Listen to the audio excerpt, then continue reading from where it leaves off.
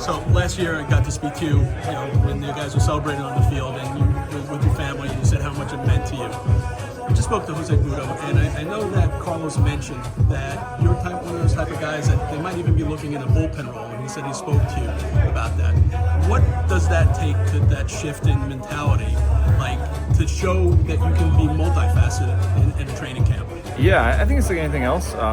Practice can make perfect. Last year in AAA, I did a similar role. At first I started as long relief, and I worked into more of a leverage role, similar to what Budo did, but obviously just at a different level.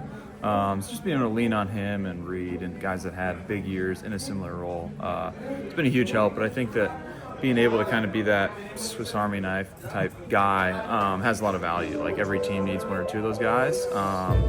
Obviously, it's a very talented roster, so any way to crack it or any opportunity is great with me.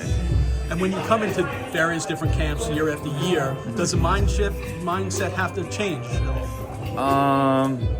I just think, especially here, like obviously the expectations are there this year. They're very high, so I think just that you have to come in that much more sharp, that much more ready to go. This year was a focus to throw some live hitters before I came down, just so when it's time for camp, I'm sharp and kind of ready to go.